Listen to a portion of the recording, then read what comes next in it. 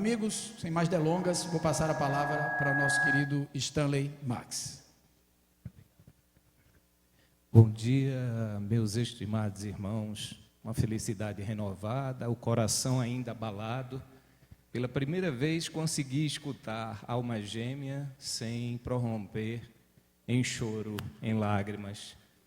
E foi graças ao pedido que eu fiz na hora, eu disse, meu Deus, hoje não. Vamos lá tentar escutar essa bela composição, sem ser visitado pelas lágrimas, porque a emoção é muito forte a ponto de ainda encontrar o meu corpo aquecido.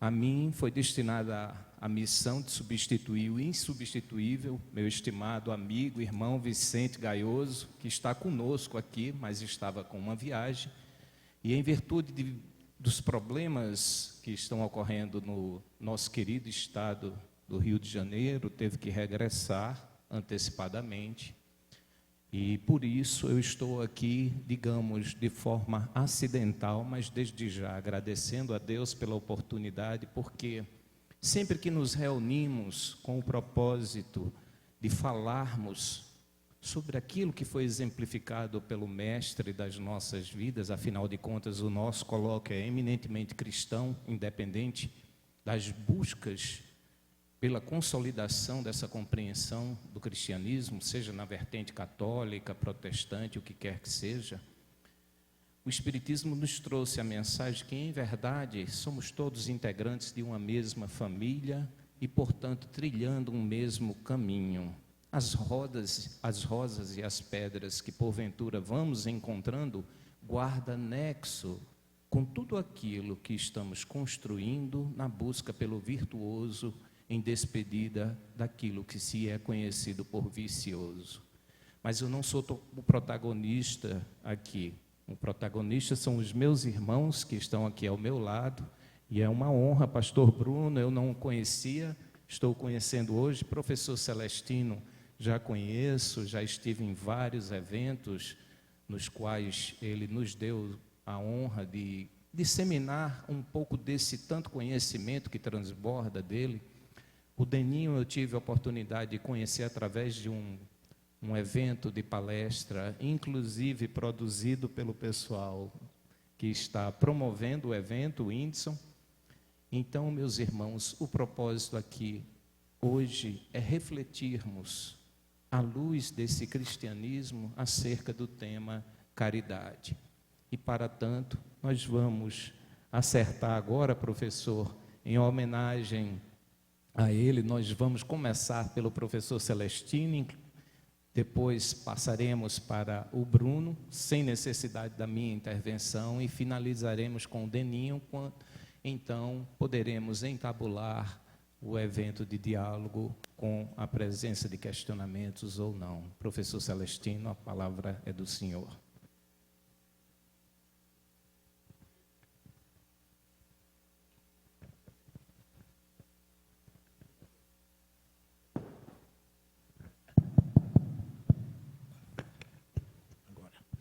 Bom dia, pessoal.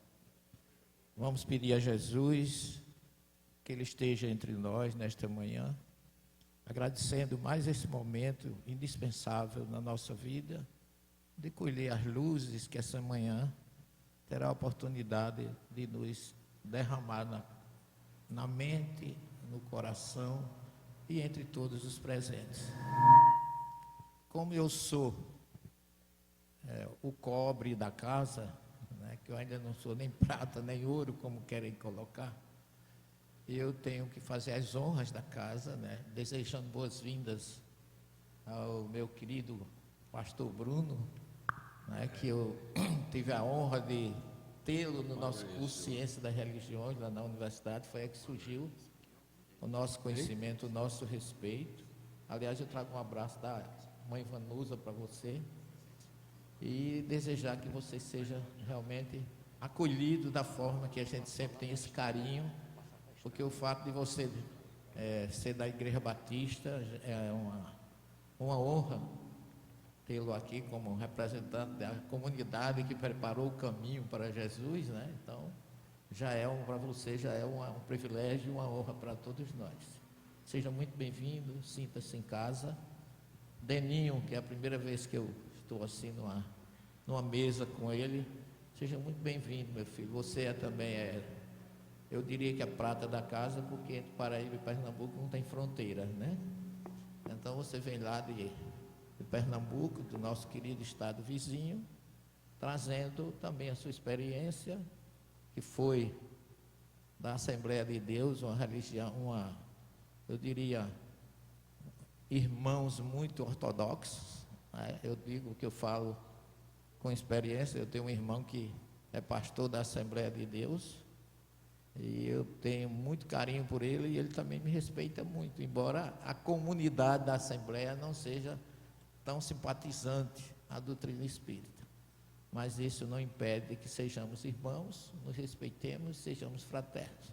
Hoje você milita na doutrina espírita. Eu gostaria de elogiar você por isso, porque eu acho que os que chegam no espiritismo têm a felicidade de se completarem, porque a gente não tem só a religião, a gente tem a ciência e tem a filosofia da transformação moral. Nós temos 3 situações que eu gostaria de dividir com vocês. Eu trouxe um material de exposição que eu pensava em fazer como introdutório, mas eu acho que é bom ouvir os convidados.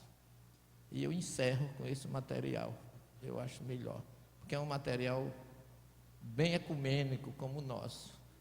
Começa com a origem da palavra Tzedakah, que é caridade em hebraico, e que Kardec, com muita sabedoria, trouxe para a doutrina como um dos suportes ou pilares da doutrina espírita.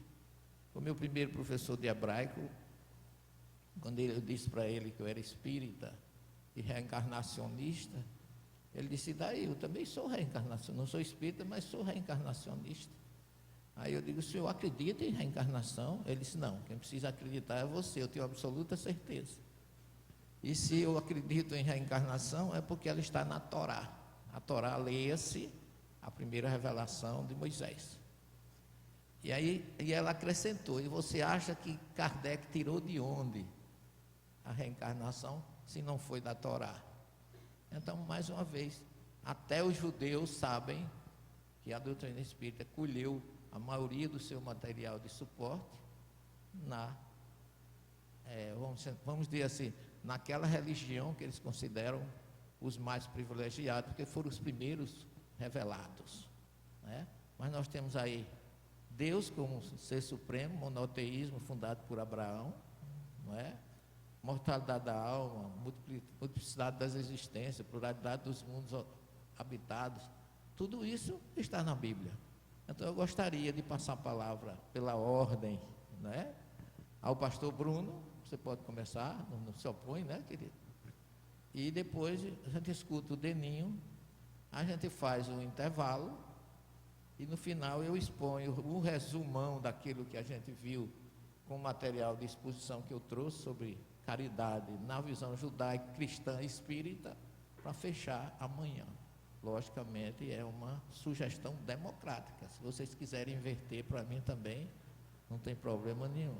Eu estou dando a vocês a oportunidade, pelo carinho, né, que eu tenho de tê-los aqui. Gostaria de ter até mais gente, que quanto mais para mim melhor, não é, Bruno? A gente já fez com quanta gente, lá no Cabo, lá em Nando Cordel, lá no Espaço Cultural, em Campina Grande, todo canto a gente está sempre por aí levando a mensagem de que a doutrina espírita não tolera, a doutrina espírita respeita qualquer tipo de princípio religioso.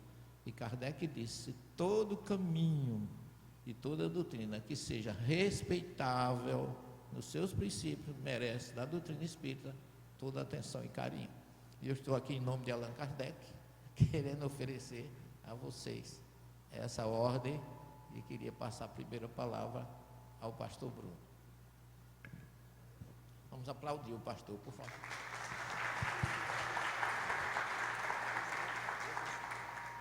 Bom dia a todos. Bom dia. Estão me ouvindo bem? Graças a Deus, né? Teve gente que foi curada agora, né? Não escutava, aprendeu.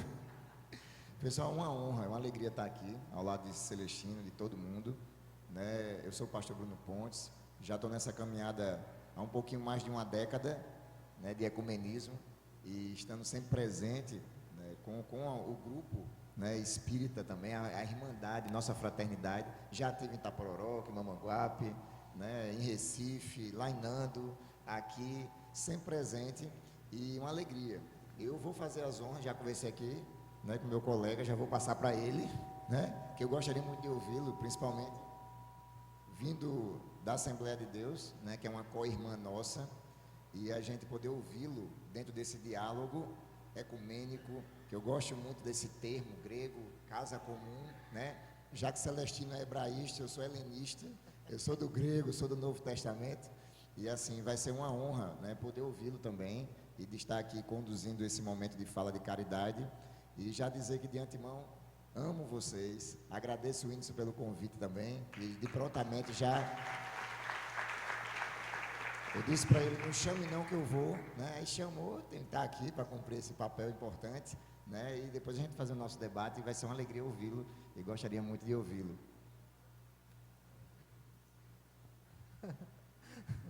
Primeiro, bom dia a todos. Veja só como é a vida. Eu, há um ano atrás, estive aqui com minha esposa Eugécia. Nós somos de Campina Grande, nas sextas e nos sábados, e viemos para João Pessoa. E eu estive pelo menos por 2 vezes aqui na federação ouvindo palestras com o professor Celestino. E hoje estou aqui como servo de vocês também.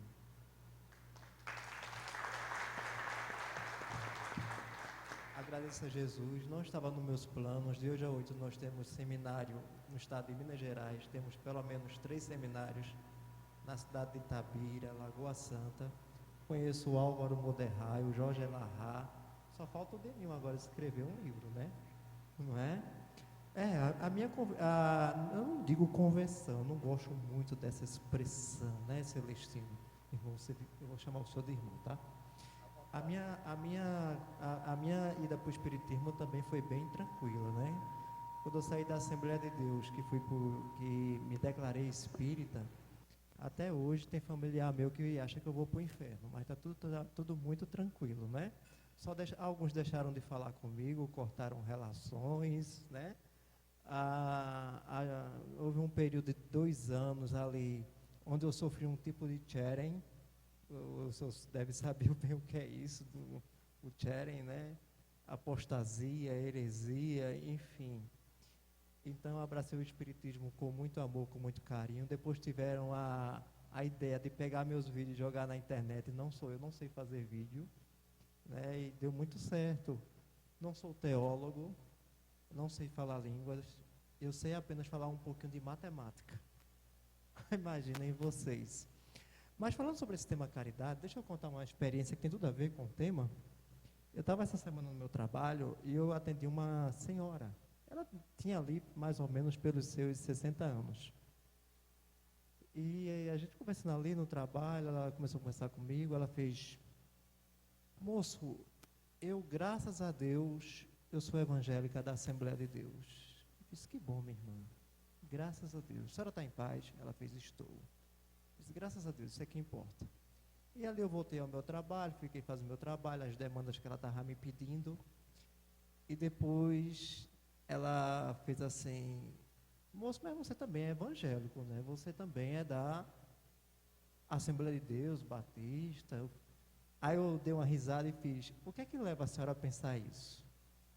Aí ela disse assim: é porque você é tão calminho, você é tão tranquilo, com essa voz calma, com essa voz tranquila. Eu disse: então de qual congregação eu sou? Aí ela fez assim: você tem cara de assembleiano. Deixa eu fazer um parênteses aqui. Até hoje o pessoal diz que quando eu estou palestrando eu pareço um assembleiano. Eu digo que é a essência, né? Aí eu olhei para ela e fiz: eu acho que eu vou desapontar a irmã. Aí eu disse assim: eu sou espírita. Ela ficou calada, olhou para mim, ficou calada. Daqui a pouco ela fez: eu posso te fazer outra pergunta? Eu fiz: pode, claro que pode. Pode não, deve. Ela fez assim: lá no Espiritismo, vocês cobram quanto para fazer o trabalho? Dali eu pude entender eu pude entender que quantas pessoas desconhecem o trabalho do Espiritismo. Junto a essa pergunta, ela fez: qual é o seu trabalho? E quanto eu cobrava para fazer o trabalho? Aí vocês entenderam, né? Aí eu disse: a senhora fala o quê? Despacho, é?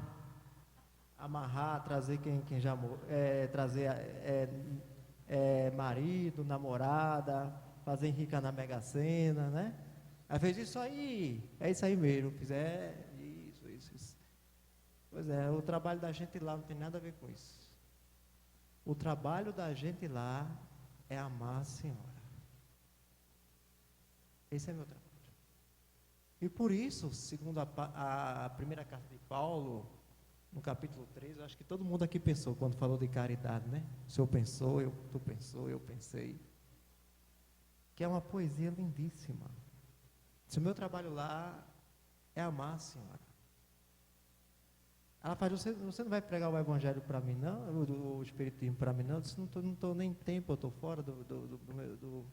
E mesmo se eu estivesse fora, eu iria lhe apresentar a doutrina espírita, mas não como forma de colonizar o seu pensamento, não como forma de lhe convencer de alguma coisa. Mas eu queria lhe apresentar uma doutrina lindíssima. Não citei para ela o Leon Denis,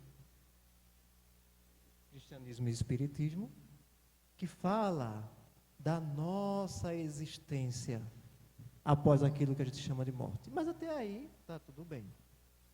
E ela ficou olhando para mim e fez: pois eu esperava que Espiritismo era outra coisa. Fiz: não. O nosso maior trabalho é amar vocês. E eu, do lado aqui do pastor Bruno, já que ele se dispôs, a gente também se dispôs também, lá na igreja também. Talvez eu mate a saudade, né? Que quando eu saí da igreja, outra polêmica, porque eu estava no caminho para ser pastor. Pessoal, como é que você vai largar a sua carreira eclesiástica? Né? Como é que você vai, a carreira já está certinha para você, e você vai por uma doutrina que não tem nada? Eu disse: tem, lá tem tudo. Eu encontrei paz para o meu coração. Encontrei entendimento. Que coisa boa, viu, Deninho? Não é verdade? Deninho é corajoso, né? Deninho é corajoso. A Assembleia de Deus não brinca não, viu, irmão? A Assembleia de Deus não brinca. Eu completei esse ano 17 anos de ministério pastoral, sou batista mesmo. E quando a gente fala sobre caridade, e é muito comum realmente a gente lembrar de Paulo, né? A caridade como o maior de todos os dons, porque amor não é um sentimento, né? Amor é um dom. Então ninguém aprende a amar. A gente nasce amando, né? E quando a gente não pratica esse amor, não existe caridade. A caridade é a prática do amor em ação. Então, assim, a manifestação do amor que está dentro da gente. Então alguém diz: eu vou aprender a amar. Não pode. Amor é um dom, né? Não tem como: eu vou amar por mim e pelos outros. Não pode. Já está dentro da gente. A gente precisa colocar para fora aquilo que já existe na gente. E me lembro que quando eu me converti, né, que aí é o termo evangélico do termo, né? Se fosse islâmico era reverter, mas eu me converti com 15 anos de idade, porque um pastor teve um ato de caridade, o pastor João Filho, com aproximadamente 14, 15 anos de idade. Quando eu cheguei na igreja, ele perguntou: meu filho, o que é que você está fazendo aqui? Eu digo: eu vim ver a igreja. Não sei o que é, estou aqui para aprender. Ele era fortão, né? Grandão, pastor João Filho, que já tá, né, já fez a passagem. E ele olhava para mim assim e disse: mas, e você veio com quem? Eu disse: sei não, eu vim, que a porta estava aberta, eu entrei, não tinha o que fazer. Aí disse: eu gostei de você, venha domingo que vem, né? E uma coisa que me impactou dessa minha entrada no Evangelho foi porque o pastor João, ele chegou para mim no outro domingo, a igreja cheia, na igreja em Manaíra, igreja batista de Manaíra, ele muito conhecido, tinha um relacionamento com o governador do estado, era um homem poliglota, viajava o Brasil inteiro, o mundo todo. E aí ele chegou e disse: Bruno, você voltou. E aquilo me marcou profundamente, porque eu fiquei pensando: ele conhece quem eu sou, ele sabe meu nome. Ele sabe meu nome. E aquilo é uma marca de amor tão profunda, né, que a gente não esquece. E aí eu comecei a trabalhar, e meu primeiro trabalho caridoso na comunidade religiosa já foi um primeiro preconceito, viu, Deninho? Eu fui trabalhar com capoeira dentro das comunidades. Então, quando eu disse assim, o que é que você sabe fazer de bom, Bruno? Eu disse, nada. Mas o que é que você gosta de fazer? Eu digo, um bocado de coisa, pastor. E o que é que você acha que você faz de bom? Eu disse, eu jogo capoeira. Eu gosto de jogar capoeira, dou uns mortal, umas folhas secas, umas coisas, eu gosto. Aí ele disse, então faça para Jesus. Vá trabalhar para as pessoas. E o meu primeiro trabalho missionário foi dar aula de capoeira para as crianças dentro do bairro São José, de frente à Igreja Batista Manaíra. E aí tinha dia que eu chegava lá com os meninos, eram muitos meninos na rua. Aí tinha um dia que eu fugia dos bandidos, tinha um dia que eu fugia com os bandidos, tinha dia que a gente fugia da polícia, tem dia que a gente fugia com a polícia. E a gente foi se acostumando e eu fui entendendo que nem sempre as coisas são como elas são. E hoje eu posso dizer para vocês que, como pastor, eu gosto muito de ser perseguido. Perseguido por causa do amor. Então, quando eu falo que eu tenho o professor Severino Celestino como homem de Deus para a minha vida, na comunidade evangélica, eu sou perseguido. Quando eu digo que eu venho no centro, que eu vou participar da federação, os pastores se dividem, né? Como em todas as religiões. Na igreja católica é assim, na igreja evangélica é assim. Então, há algumas pessoas que entendem e tem outras pessoas que repudiam. E claro, quando a gente passa a ter uma atitude caridosa, de amar, de entender o outro, de dialogar, porque só senta nessa mesa aqui quem entende o que é o amor. Só pode estar participando disso, ouvindo o outro, quem sabe o que é amor. E aí a gente vai perdendo um pouco disso quando a gente não escuta o outro, né, Deninho? E a gente sofre muito isso, porque às vezes a gente acha que a intolerância religiosa, o preconceito religioso só vem do lado espírita, né? Mas, na verdade, os pastores, os evangélicos também sofrem quando aprendem a olhar as pessoas com outros olhos. E, assim, eu gosto sempre de dizer que a expressão de caridade e o maior amor que a gente pode ter é quando a gente consegue entender o outro. Né? Severino Celestino tem uma letra de uma música linda que foi cantada aqui, né? Que é essa Torre de Babel. Todo mundo fala de um jeito, todo mundo pensa, mas, na verdade, será que a gente tem coragem de exprimir o que a gente ama? Porque para você hoje dizer que você faz parte, né, da doutrina espírita, você tem que ter muito amor e tem que ter muita coragem para enfrentar aquilo, né, que você está assumindo. E eu fiz essa opção, eu fiz a opção pelo amor. E eu não encontraria lugar melhor do que estar aqui hoje de manhã com os meus irmãos em Cristo, podendo escutar a palavra de Deus sobre a verdadeira caridade, que é aprender a compartilhar com os outros, entendendo as dores e as lutas dos outros, para a gente poder estar dialogando sobre essa verdadeira casa comum. Então, assim, me coloco aqui à disposição, como sempre, dizendo que vale a pena a gente seguir ao Cristo, que é libertador das nossas almas e das nossas vidas. Que Deus abençoe vocês e um bom dia. Alô. Professor, me permita fazer um corte agora, já que todos praticamente se apresentaram e abriram o tema, e sugerir que o senhor entabulasse um diálogo agora entre os três, a partir da questão 886 do Livro dos Espíritos, que é: qual é o verdadeiro sentido da palavra caridade, como entendia Jesus? Olha, antes de responder a tua pergunta, eu gostaria de endossar as palavras do Deninho e do pastor Bruno, e dizer a você, Deninho, a obra Cristianismo e Espiritismo de Leon Denis foi o meu trampolim, junto com o Evangelho segundo, aliás, não foi nem o Evangelho segundo o Espiritismo, foi o Evangelho mesmo, foi Marcos 9:31, a mensagem que eu li. Eu sou teólogo, eu ia terminar teologia em Roma para ser padre. A minha história é bem bonita, entre aspas, porque não foi fácil, eu fui preconceituoso com o espiritismo. Ele é onde Denis abriu minha cabeça assim e colocou a verdade racional. Leon Denis, para mim, foi o Kardec que colocou o evangelho e o verdadeiro significado na minha cabeça.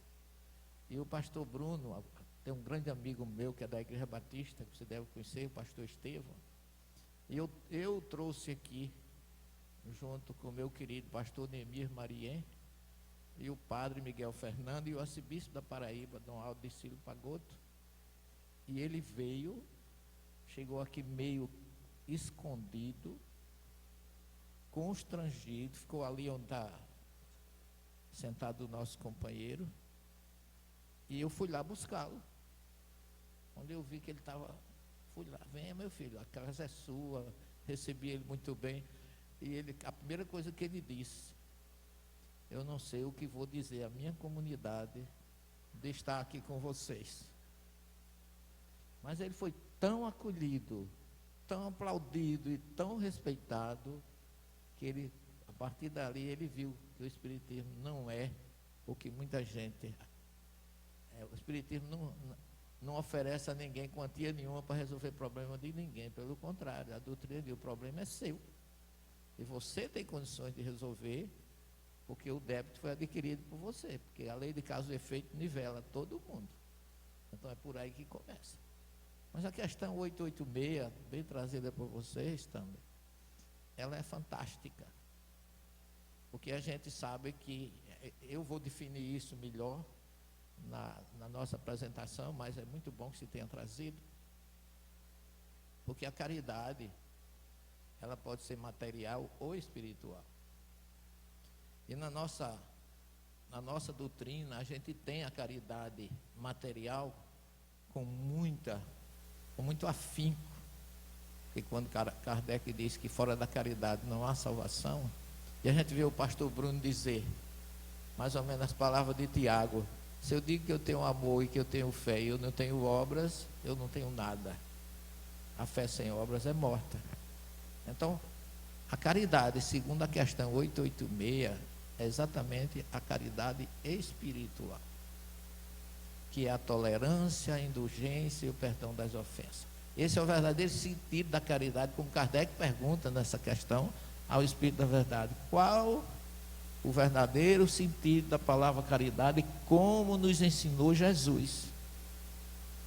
Então essa definição do Espírito da Verdade é a verdadeira caridade. Porque na sua igreja, na tua comunidade, nas nossas casas espíritas, às vezes a gente se desentende com um companheiro por causa da caridade material, esquecendo a principal, que é a caridade espiritual. Que aquele que está conosco tem que estar bem, tem que estar se sentindo amado, tolerado, respeitado e assistido. Porque nós espíritas temos uma diferença com relação aos nossos irmãos de outra comunidade religiosa. A gente tem a mediunidade em evidência. E o médium é um ser, queira ou não queira, diferenciado, mas não é diferenciado para melhor, é diferenciado porque deve mais, porque a faculdade mediúnica é uma oportunidade que Deus dá para a gente possa, através desse canal, servir e ajudar aqueles que nos cercam. Então, a questão 886, ela é profundérrima, ela diz tudo, ela fala de amor, de respeito, de perdão, de fraternidade, de entendimento, porque como médium, as pessoas pensam que o médium, muita gente que não conhece o Espiritismo a fundo, pensa que o médium é um santo. Mas não é, coitado, o médium é um devedor em potencial. Nós três não estamos aqui porque somos melhores do que ninguém, estamos porque devemos. E a gente tem os nossos cobradores.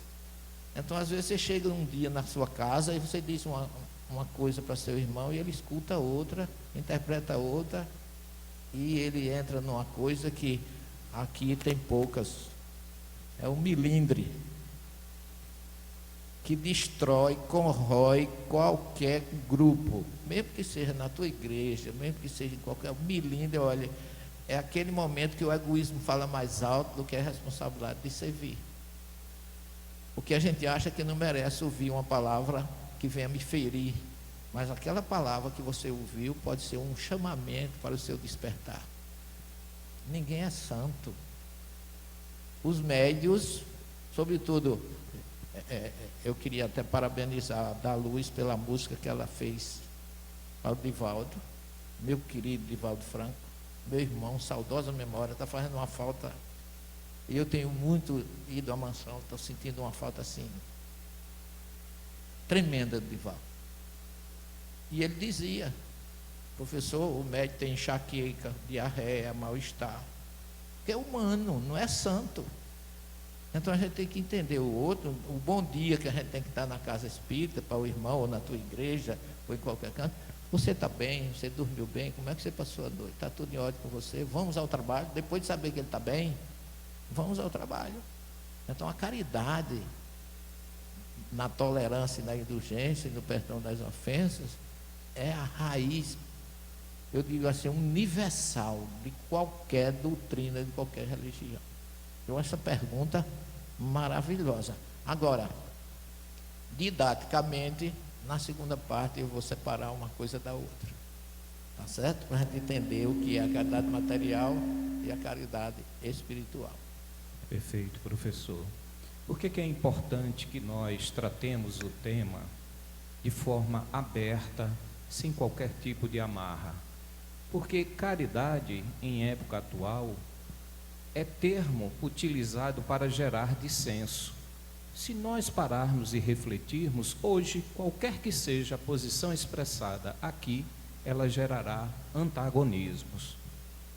Mas, como o professor colocou que caridade é benevolência, indulgência e perdão das ofensas, portanto de cunho material, nós podemos, pastor Bruno, compreender que é absolutamente factível fazermos um recorte da caridade e começarmos a tratá-la na individualidade, projetando pelo menos em duas ambiências relevantíssimas no âmbito social, que é a família e a própria sociedade, quando nós emprestamos a ela o nosso contributo, seja na condição de trabalhador, seja na condição de próprio representante dessa sociedade, cuja expressão mais conhecida é o termo de político.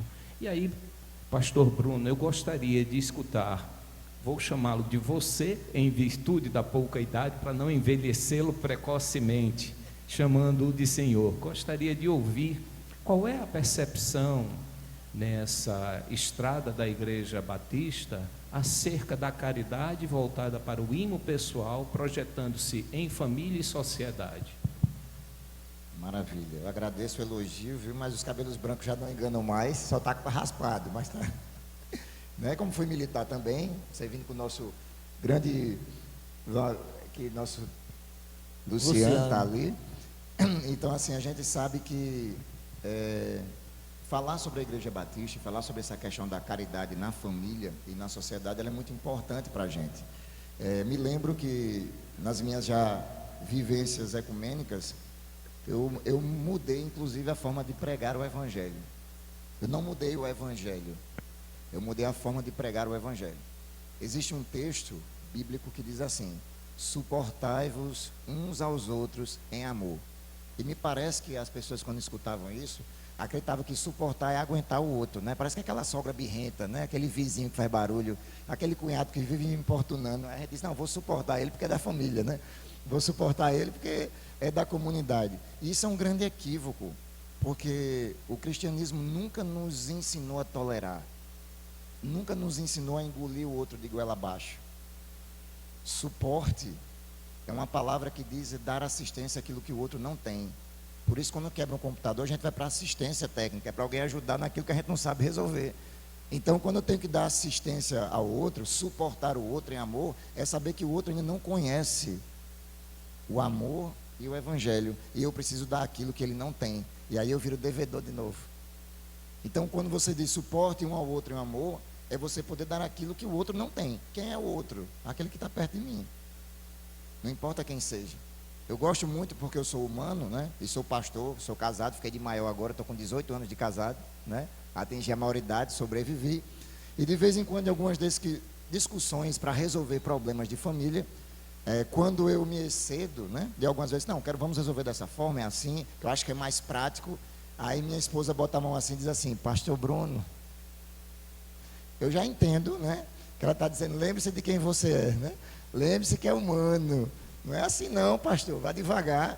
E claro que ironicamente ela me lembra, porque quando a gente assume ser caridoso, fazer o amor, a gente descobre que o primeiro lugar onde a gente vai ter conflitos sobre a ideia de caridade é dentro de casa. Jesus estava pregando no meio da rua, e aqueles fofoqueiros de plantão chegavam e diziam assim: esse aí não é Jesus que é filho de José, de Maria, não está aqui os seus irmãos? E aí Jesus disse: é verdade, porque o profeta de casa, ele não tem honra. O profeta de casa não tem honra, mas ele não pode ser profeta se primeiro não for dentro da sua casa. Então o primeiro lugar onde você tem que ser um bom espírita, viu, irmã, viu, irmão, é dentro da sua casa. Diga amém. E o povo responde, viu, Daniel? Viu? Porque é o primeiro lugar onde a gente tem que dar testemunho na nossa casa. Porque se eu não for um verdadeiro cristão dentro do meu lar, para os meus filhos, para o meu pai, para a minha mãe. Então minha mãe chegou já com seus 70 e poucos anos e disse: filho, eu preciso ter uma conversa com você. E eu fiquei preocupado, Daniel. Mamãe vai ter uma conversa, está viúva, aquela coisa toda. O que é que ela quer falar? Quer falar de testamento, falar dessas coisas? Somos 3 irmãos. E ela disse: meu filho, eu estava me reunindo, né, com um grupo da melhor idade. E aí eu conheci um rapaz. Vocês entenderam já a mensagem, né? Ele também é engenheiro, é um homem bom. Eu disse: mamãe, que conversa é essa, mamãe? Ela disse: mas meu filho, eu queria muito que você entendesse, né? E você tem que ser o primeiro, afinal de contas, você é o pastor dessa casa. Antes de falar com seus irmãos, eu tenho que falar com você. Eu disse: a senhora está feliz? Ela disse: estou, meu filho. E eu queria que você me abençoasse. E eu celebrei o casamento da minha mãe faz 1 ano e meio. De novo. E ver o olho dela brilhando. E eu lhe pergunto: que tipo de filho eu sou? Se eu não posso abençoar a minha própria mãe da minha casa. Se eu não posso cuidá-la quando ela quer ir para o médico. Se eu não posso levar uma flor para ela. Se eu não levar um sorvete ou ir lá aperrear ela quando ela não está fazendo nada. Se mamãe, não está fazendo nada, eu vou fazer nada contigo. Então, isso começa sendo de casa. E na comunidade batista, nosso primeiro a igreja é a nossa casa. Então, cuida primeiro da nossa casa. E depois, sim, a gente entende que a caridade é o próximo, né? Isso é bíblico. Primeiro é a sua casa. E aí a gente vai cuidar do outro, porque um doente não cuida do outro. A gente se alimenta na nossa casa. Vocês estão aqui na casa de vocês se alimentando, porque lá fora o mundo, né, quer destruir vocês, quer comer vocês vivos. E aí você diz: como é que eu vou levar o espiritismo, o amor e a caridade para um bocado de gente que quer me matar? Porque se você pensa de outro jeito, você está errado. Você não é espírita, não. Você vai ser entregue aos lobos, como uma ovelha. E aí você vai fazer o quê? Você vai apanhar do lobo? Não, você tem que dar cabeçada. Vai devagarinho, vai com cuidado. E a grande diferença, acho que o Evangelho traz para a gente, o Espiritismo faz isso com muito cuidado, com muita maestria, que eu digo que o Evangelho é a graça da garça. A garça, porque a garça come, né, no meio do pântano, come ali no açude, no lamaçal. E qual é a graça da garça? É andar em meio à lama sem sujar as suas vestes. Eu nunca vi uma garça suja. Você já viu? Mesmo no mangue, está impoluta, limpa. Então eu posso viver no mundo, eu posso viver com pessoas que não amam, mas quando eu levo o amor para essas pessoas, eu sou a garça no meio da lama, sem sujar as minhas vestes. Eu não preciso me contaminar para estar com os outros. Então, assim, o que eu deixo de evangelho é que a gente precisa primeiro cuidar da nossa casa. Fica a dica de hoje, 01, né? E a dica 2, antes de você dar testemunho lá fora, comece dentro de você. Porque quando você for lá fora, é o próprio Cristo, é o próprio Deus que vai usar você.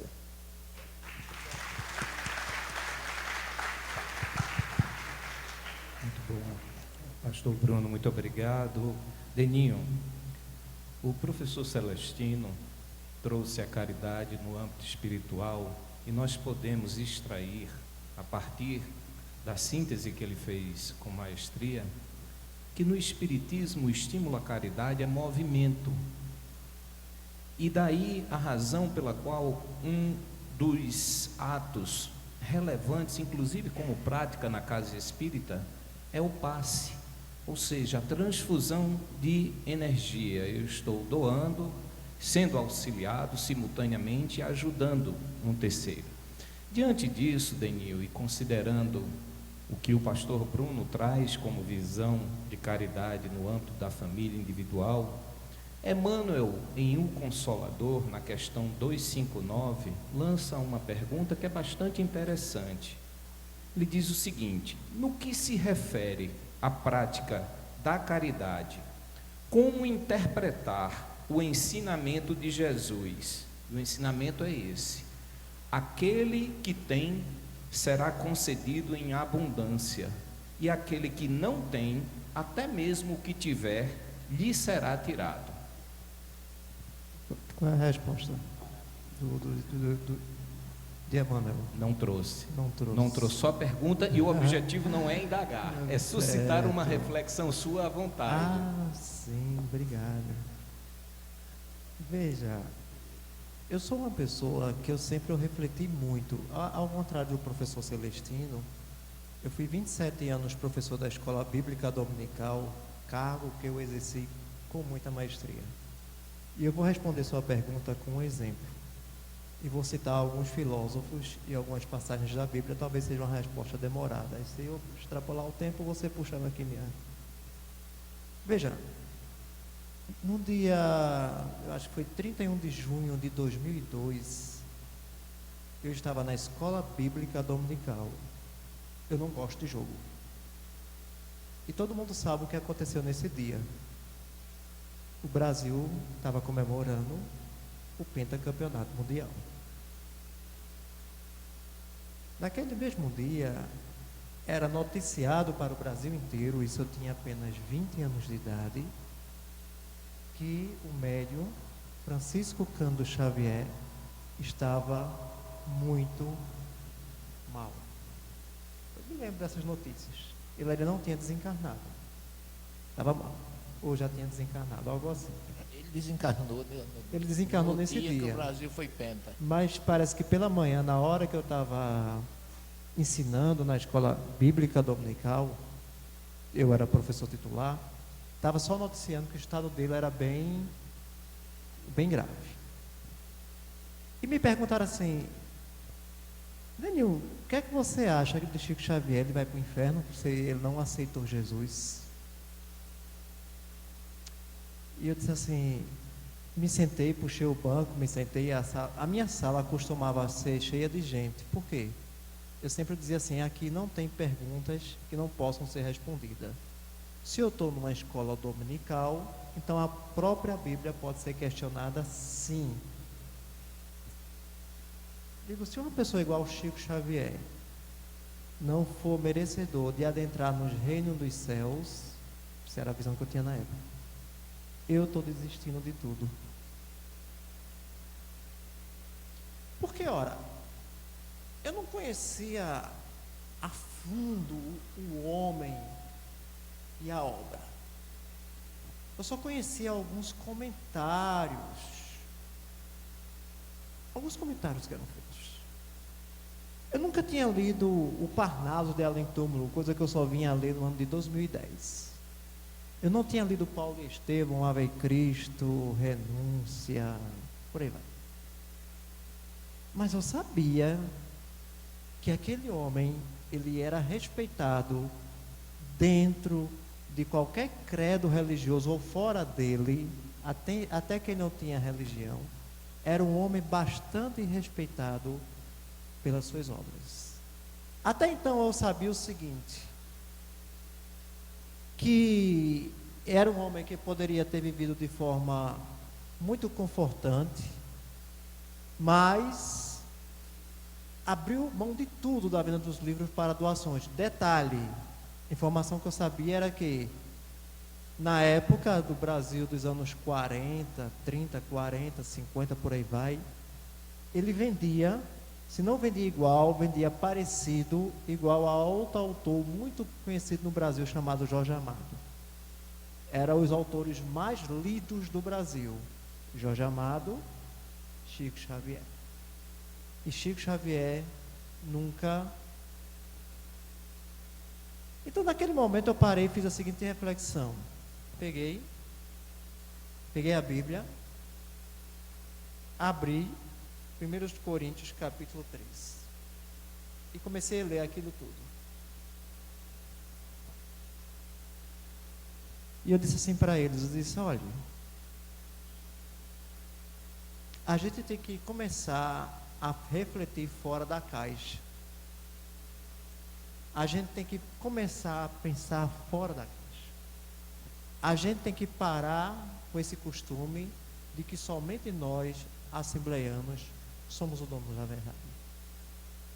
Porque tudo isso que a gente faz e que o Chico fez, mas o que eu faço, o que nós fazemos aqui, ainda está muito distante, ainda está muito aquém do que o Chico fez.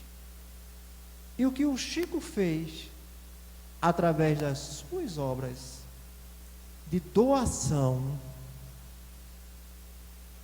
talvez seja não a caridade no sentido literal da palavra em ação, mas talvez seja uma boa ideia e um bom exemplo daquilo que a gente deve seguir. Porque pensem comigo, nós espíritas, cristãos, vou botar nós cristãos, não fazemos caridade porque queremos evoluir. Não fazemos caridade porque queremos ir para o céu, ou porque queremos ir para o nosso lar, seja lá como quereis entender. Até porque Jesus disse que o reino dos céus estaria dentro de nós. Nesse momento eu estou em paz. Estou em paz com minha consciência, estou em paz com Deus e com os homens. Nós não fazemos caridade porque queremos evoluir. Deixa eu fazer uma comparação aqui. A Bíblia diz, no livro de Gênesis, que quando Deus criou todo o orbe, todo o universo, todas as estrelas, o planeta, fez o homem, e para mim, estou com todo respeito, é apenas uma simbologia, o Gênesis, foi lá e soprou dentro das narinas daquele ser e o fez ser vivente. Essa analogia dá para entender como assim, nós carregamos dentro de nós poeira das estrelas, sim, porque nós somos feitos de toda a matéria que existe no orbe, mas também nós temos a centelha divina dentro de nós. No século 17, um filósofo judeu, ele pensando sobre isso, ele vai escrever uma das obras mais monumentais da história da filosofia, que era Baruch de Spinoza. Baruch de Spinoza, ele meditando acerca daquilo que o Deninho tinha tanta dificuldade dentro da igreja em aceitar, que era a questão acerca dos dogmas, daquilo que não pode ser perguntado, daquilo que não pode ser questionado. Ele vai chegar à seguinte conclusão, que Deus e a natureza é a mesma coisa. De um certo ponto de vista, ele não está errado para aquela visão. A única diferença é que ele se esqueceu de colocar o divino dentro de nós, algo que só viria no século seguinte, com um movimento espírita que começa na França. E quem é convidado para decodificar aquilo ali é Allan Kardec. Então, por quê? Eu não vou dizer nós espíritas, porque senão assim, é dizer que apenas os espíritas fazem esse trabalho de caridade. Mas nós somos convocados a esse trabalho porque, acima de tudo, nós fomos convocados por Deus para sermos ovelhas do seu pasto. Então, Gandhi, quando levantou sua voz para libertar a Índia do jugo da Inglaterra, do jugo inglês, pergunto, Gandhi era espírita? Gandhi era, mas dentro dele tinha centelha divina, mas ele tinha lido na Inglaterra o Sermão do Monte, a ponto dele dizer, se todos os livros religiosos da terra fossem queimados, e sobrasse apenas o Sermão do Monte, a humanidade não precisaria de mais nada para se salvar. Faço outra pergunta. Martin Luther King Jr., quando marchou sobre Washington, levantando a sua voz contra aquele tipo de apartheid que existia na América. Isso não faz muito tempo, não. Isso foi nos anos 60. O Deninho ainda não era nascido, não, tá? Nasci em 82. Mas meus pais já eram.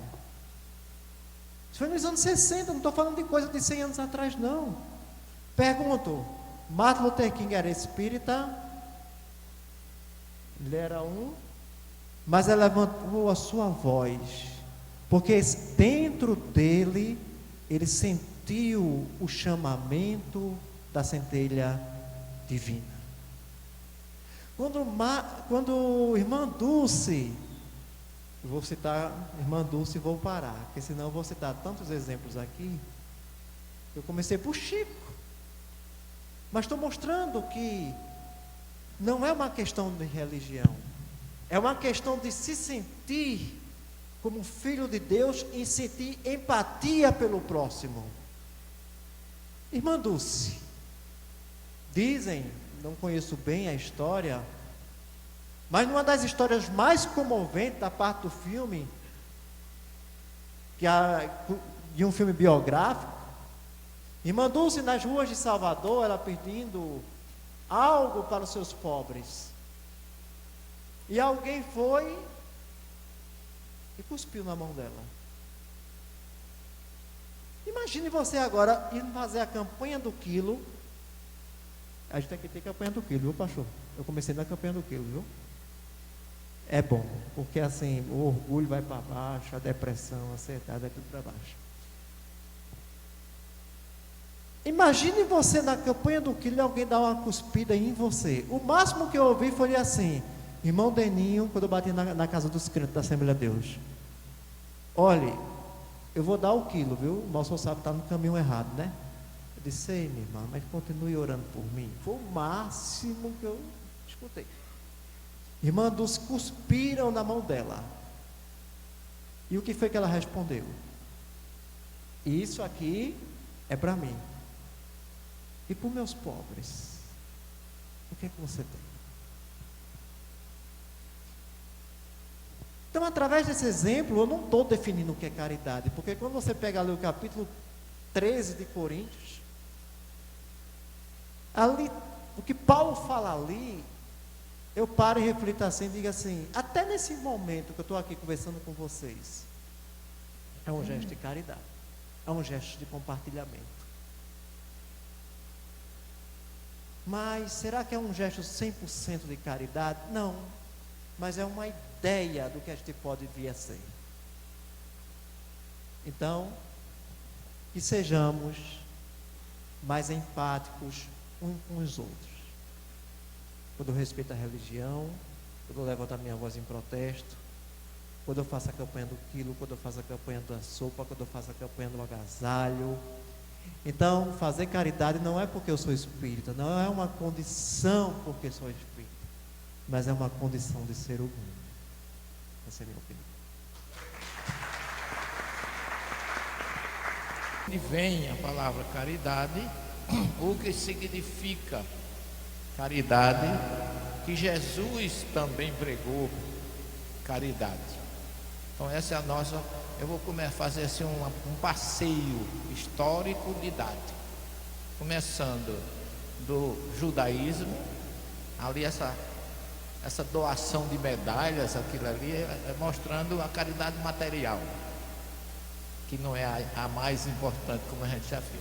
Mas a palavra caridade no hebraico chama de tzedakah, que vem de tzedek, que é justiça.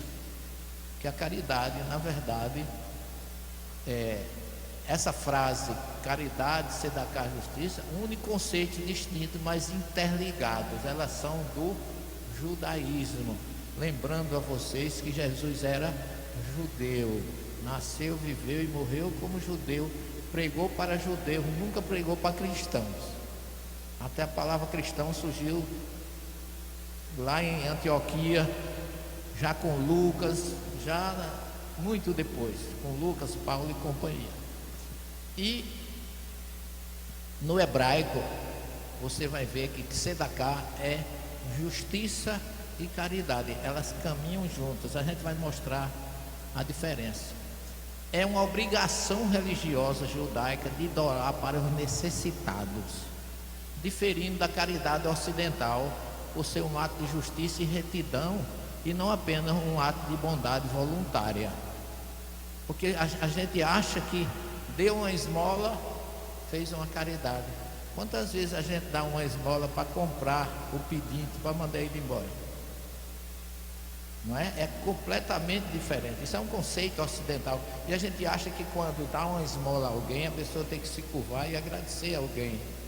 Mas a primeira vez que eu estive em Israel, fiquei um porção de tempo morando lá, até eu conhecer bem o povo e a geografia.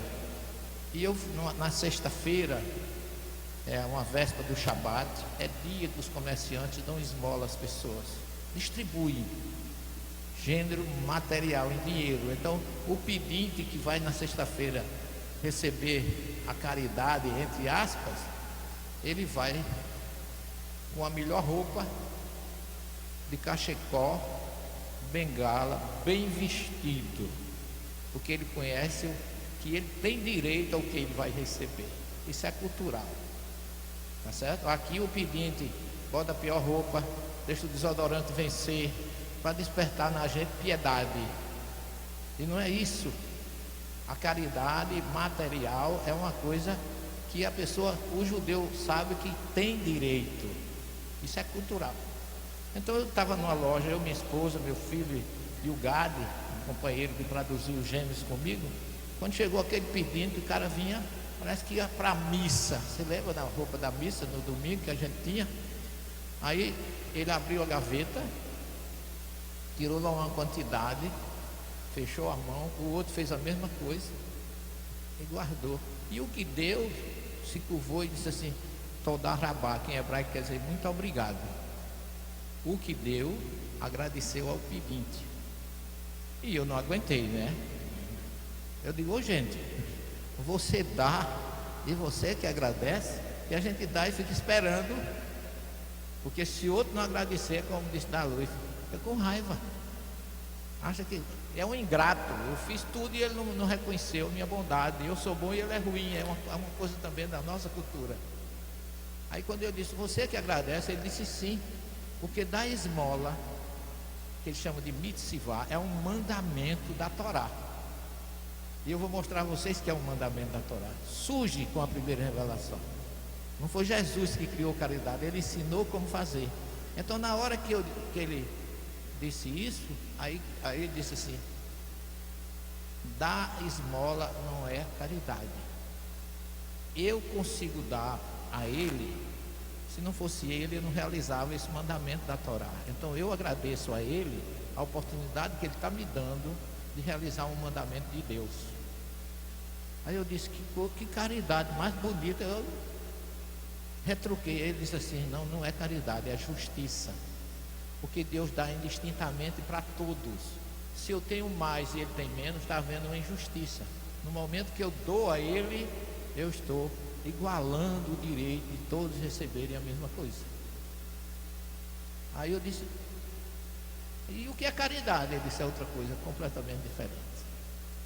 Aí vem a questão da tolerância, indulgência, perdão.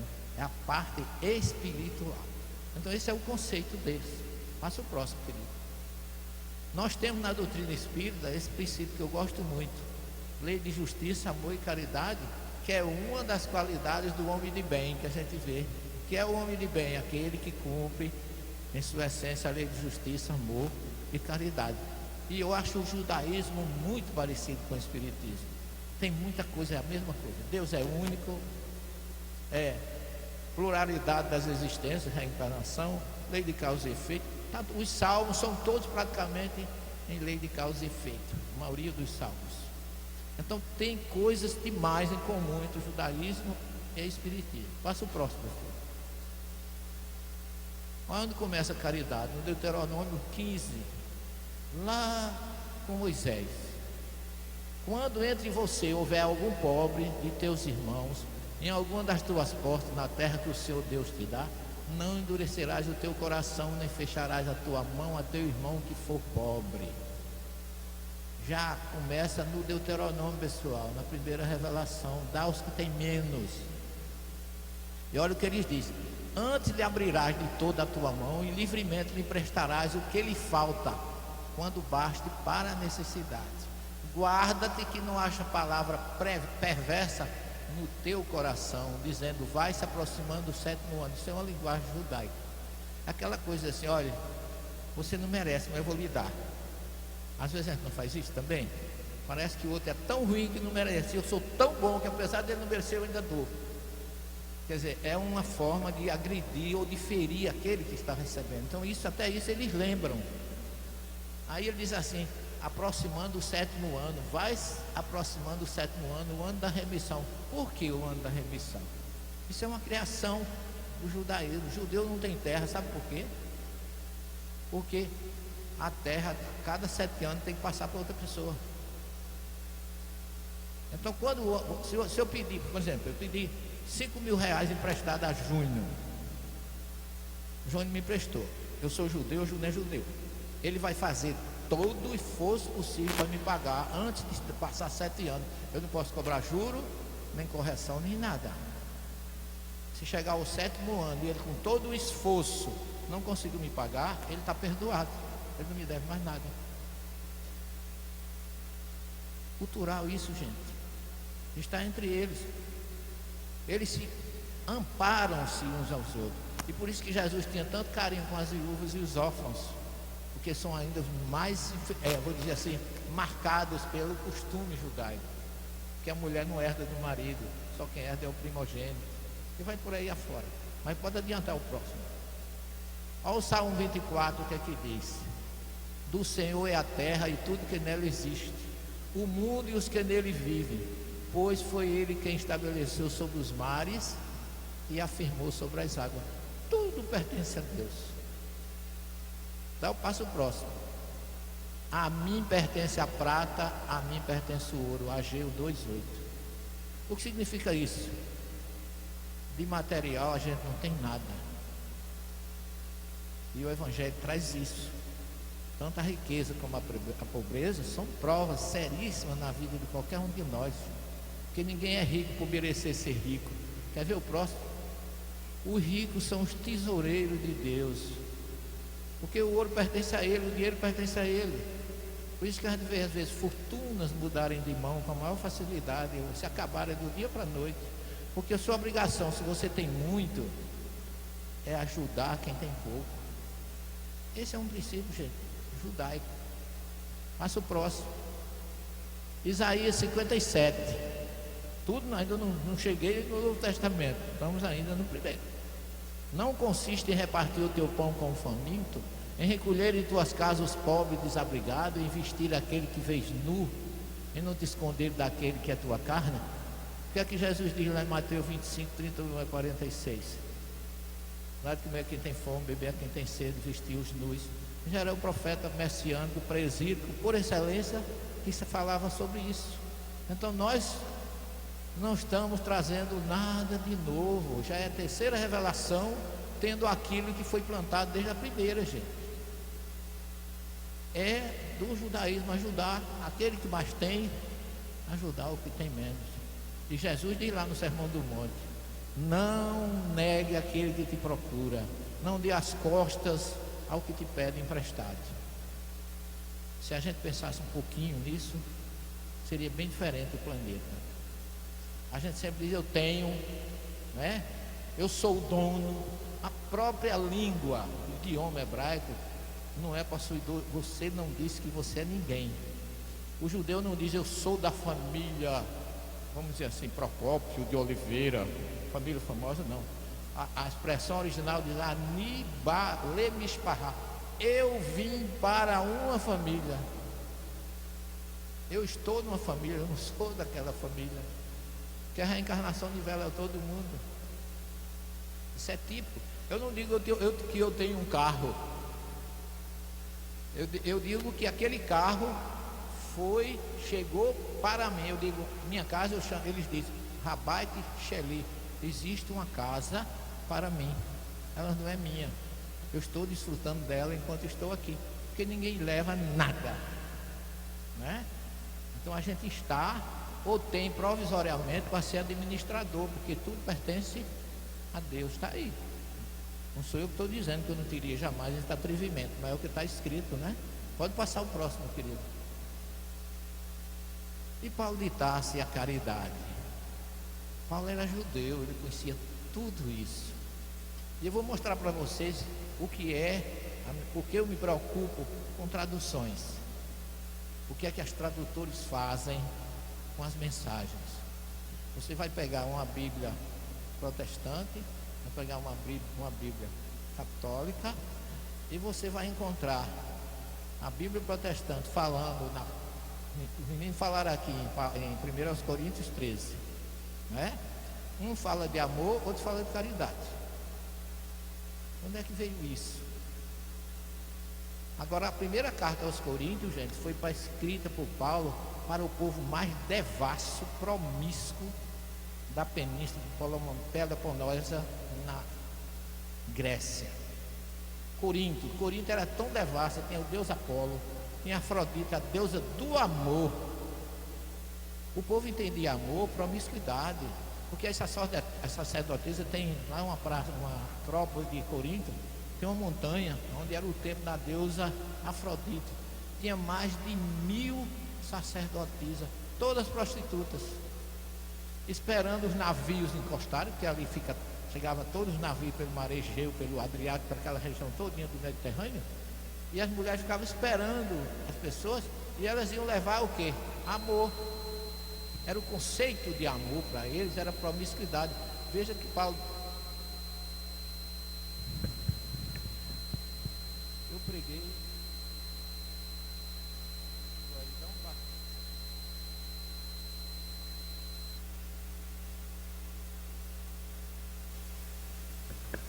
Paulo diz: eu preguei para devassos, promíscuos, prostitutas, ladrões. Paulo não ia passar mais do que 6 meses ou 3 meses em Corinto. Ele ficou 1 ano e meio por causa do que ele viu. Então Paulo não ia fazer uma carta a esse povo estimulando o amor, que todo mundo entendia que era o amor carnal. Aí ele só teria que falar de ser da carne. Dá exatamente do que nós estamos falando. Passa o próximo. Caridade. Ainda que eu falasse todas as línguas dos homens e mesmo a língua dos homens, se não tivesse caridade, seria como o metal que soa ou como o sino que tine. Se Paulo falasse de amor aí, não caberia, gente, no contexto. Não tem nenhuma noção de ser. E Paulo incorporou Jesus nele, não é eu que falo, o Cristo fala por mim. O capítulo 15, item 6 do Evangelho segundo o Espiritismo traz essa parte que é exatamente extraída de Paulo a Corinto 13. Passa o próximo, meu filho. Essa fotografia é de 1986, eu vou mais dizer o mês, setembro.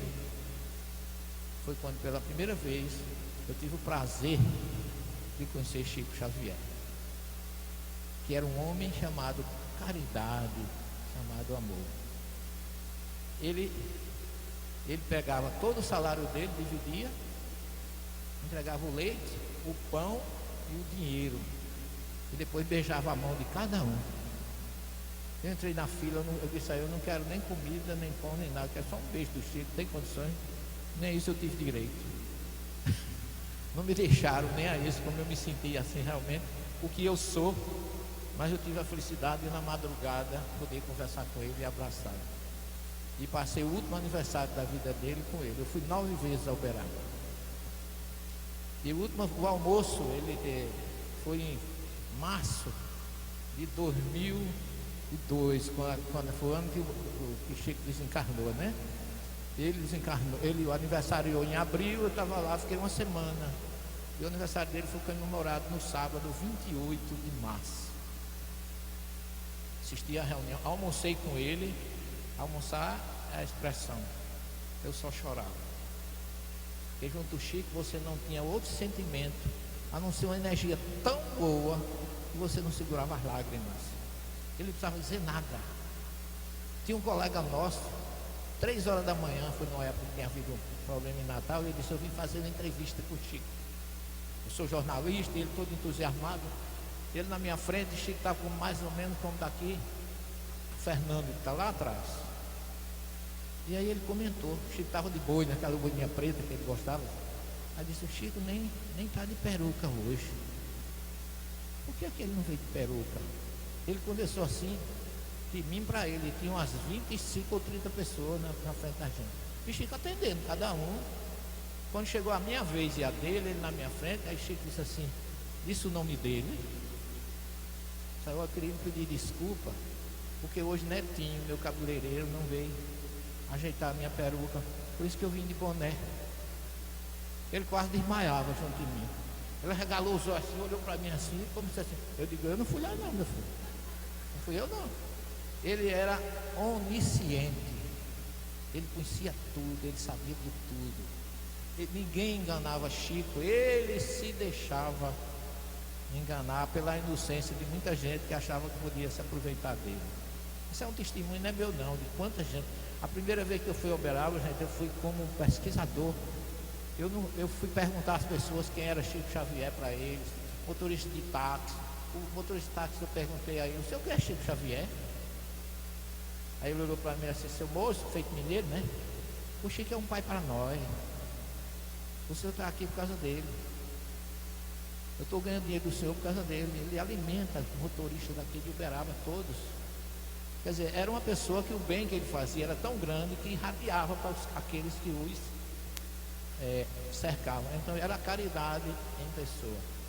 Essa foto eu tirei em setembro de 1986. Pode passar. E aqui uma tradução de 1 Coríntios de uma Bíblia católica, né? Champlin, Russell Champlin. Eu tenho a coleção dele todos os volumes. É um grande intérprete. E tem a palavra ali, caridade, ó. Não sei se está dando para vocês verem aqui, ó. Ainda que eu falasse a língua dos homens e dos anjos, não tivesse caridade. Só que essa Bíblia de Champlin é uma tradução da Vulgata. E você sabe que o Wycliffe também foi um dos pais do protestantismo, dos precursores. Também na Bíblia dele, que ele traduziu, é caridade. Aí eu pergunto para nós, o que é que tanto Jerônimo, pode passar outro, meu filho, lá que a gente tem muita coisa para ver ainda. Porque algumas traduções falam de amor e outras de caridade. Então, quem introduziu a palavra correta foi Jerônimo na Vulgata. E John Wycliffe, precursor do protestantismo, também traduziu a Bíblia dele para o inglês e fala em caridade. E por que é que chega amor? Eu não sei se a Batista segue, porque, aliás, quem seguiu ele foi Lutero, né? Então era para estar cito, essa palavra não era para ter entrado em Coríntios 13.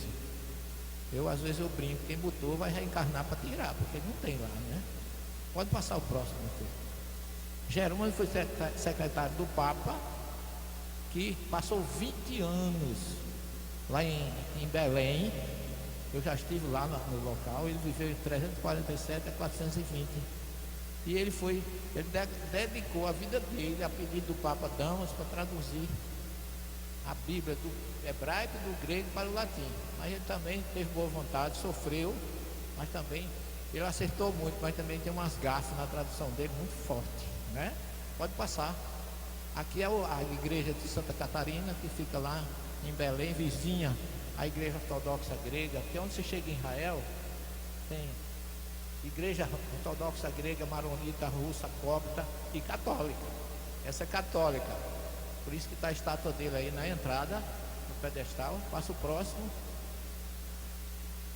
Esse é o quarto dele, onde ele está enterrado, os ossos dele, escrito em latim, ele e a equipe das Paulinas e outros valerianos e etc.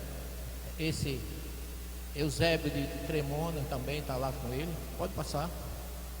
Essa é a entrada do que foi o quarto dele. Ele passou 20 anos aí. Pode passar. Essa é uma sala vizinha aqui, curiosidade só para vocês. Por trás dessa parede é a manjedoura onde Jesus nasceu. E aí é tudo uma gruta só, mas ela foi dividida. Do lado de cá, onde ficou Jerônimo e outros. E do lado de lá é a gruta onde Jesus nasceu, onde é o quarto de José e tudo. Pode passar. E John Wycliffe, quem foi? teólogo, professor, reformador religioso do século XIV, foi considerado o precursor de Lutero e Calvino. Propôs uma reforma religiosa na Inglaterra que só iria se concretizar depois. Ele era um revolucionário. Talvez seja por isso que muito não quer segui-lo, né, Bruno? Pode passar. Essa é a tradução dele, que você vê aqui do inglês, né? Ainda que eu falasse todas as línguas dos anjos e do trono, ele não tivesse, ó, caráter, né? Caridade.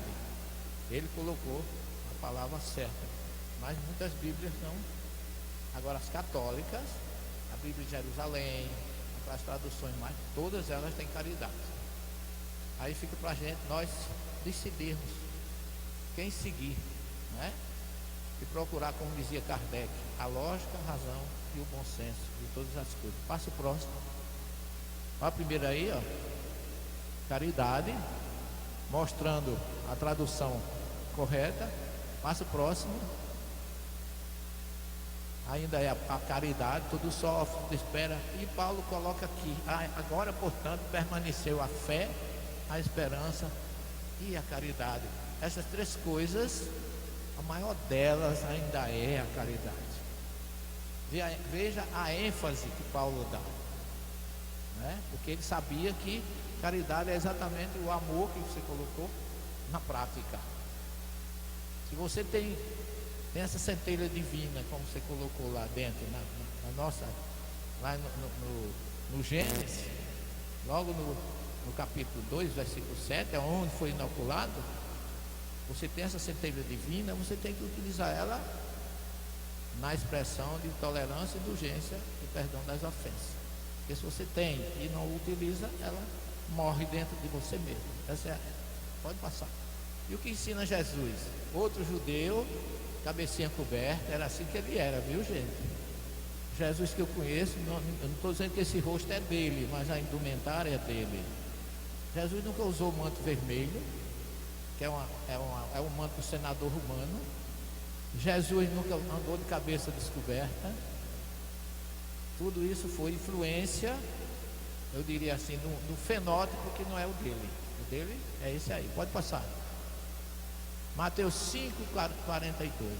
Dá a quem te pedir, não volte as costas ao que quiser te pedir emprestado. Isso é talmúdico. O Talmud tem essa mesma orientação. Pode passar.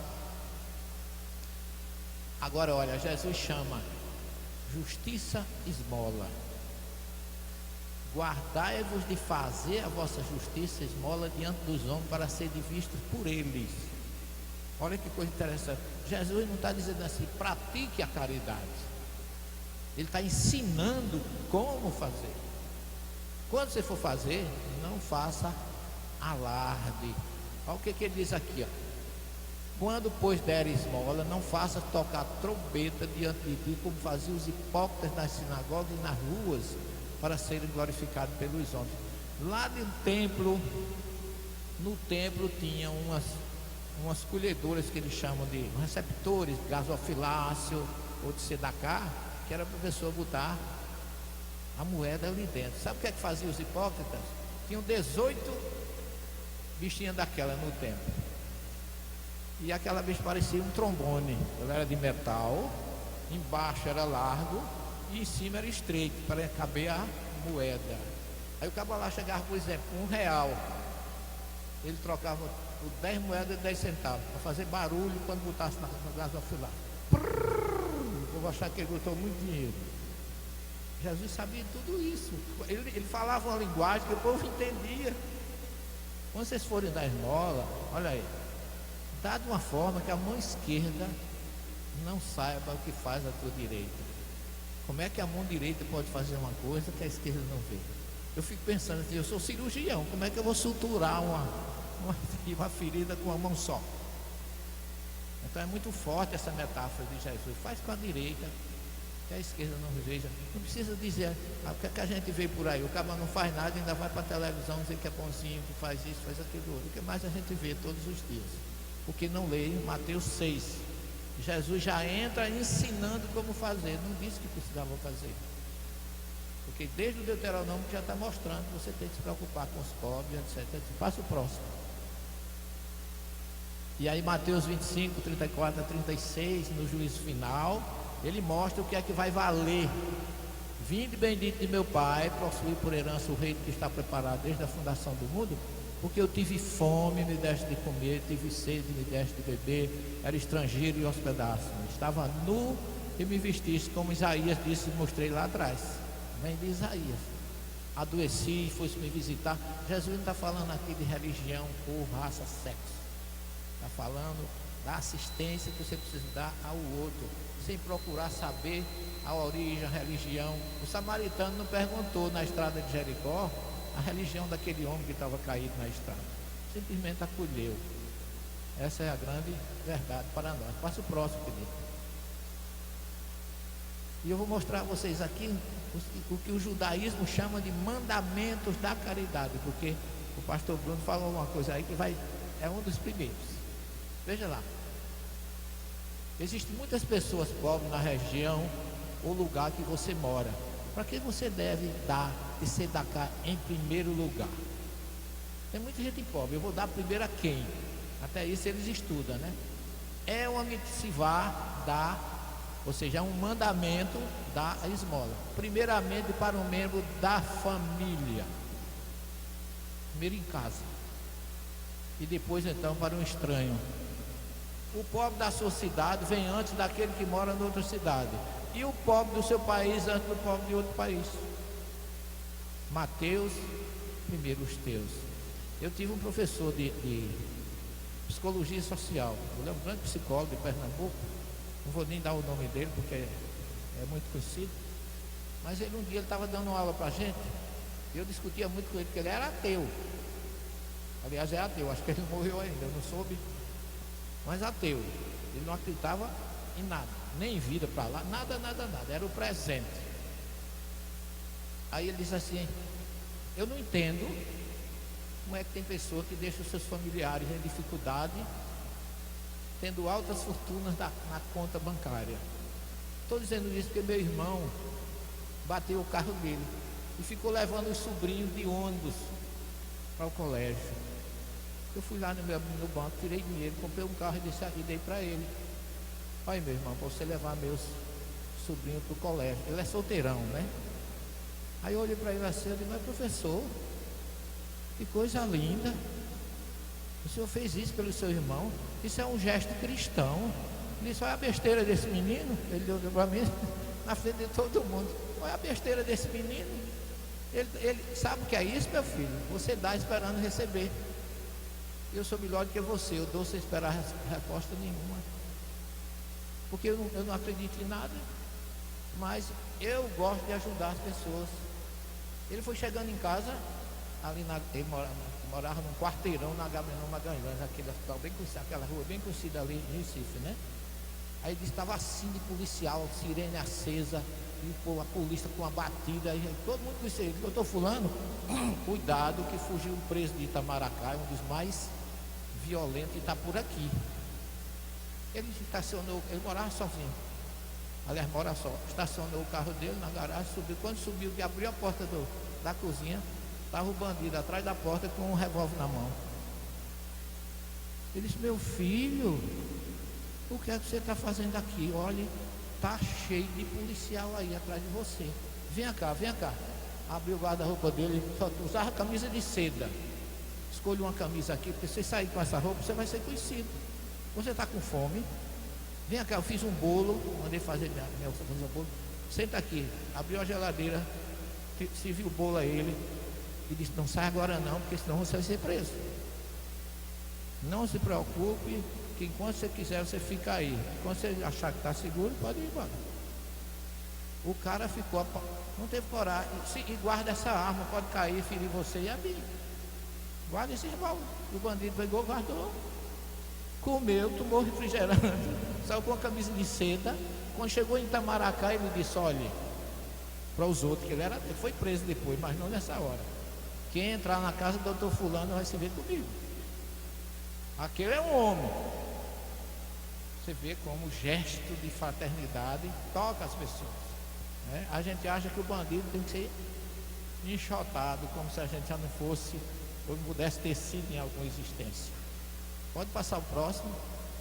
Se uma pessoa pobre pede uma esmola uma segunda vez, eu devo dar novamente?